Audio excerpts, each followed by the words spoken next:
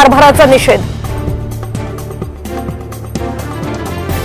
पुन्हा राष्ट्रीय दर्जा मिळवण्यासाठी अजित पवारांची धडपड, पक्षाची ताकद वाढवण्यासाठी केरळ नंतर काश्मीरकडे सुद्धा शिबिर घेणार।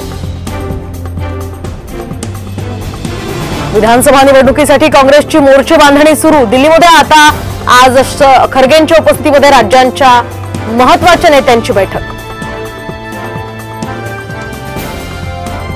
विधान परिषद निवडणूक प्रक्रियेला आजपासून सुरुवात, उमेदवारी अर्ज 2 जुलैपर्यंत भरता येणार।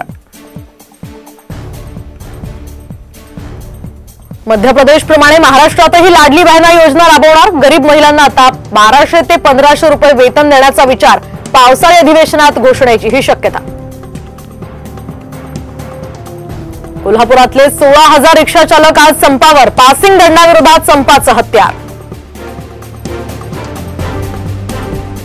नागपूर विमानतळावर स्फोट घडवण्याच्या धमकीचा ईमेल, पोलिसांकडून विमानतळ परिसरात कसून तपासणी। खरीप हंगामाच्या पार्श्वभूमीवर कृषी विभागाच्या वतीनं कृषी दुकान तपासणी मोहीम, साठेबाजांवर कृषी विभागाकडून कारवाई। जळगावात पावसाभावी पेरण्या रखडल्या, शेतकरी अद्यापही चांगल्या पावसाच्या प्रतीक्षेत।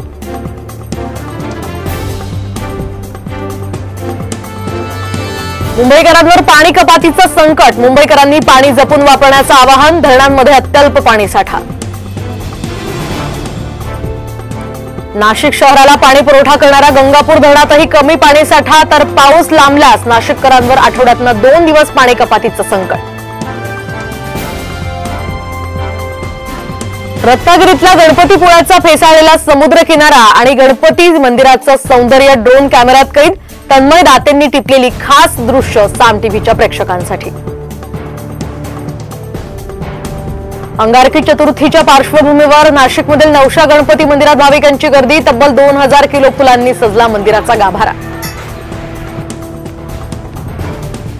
अफगाणिस्ताननं घडवला इतिहास, बांगलादेशचा या ठिकाणी पराभव, तर सेमीफायनलमध्ये धडक, बलाढ्य ऑस्ट्रेलिया स्पर्धेतनं बाहेर।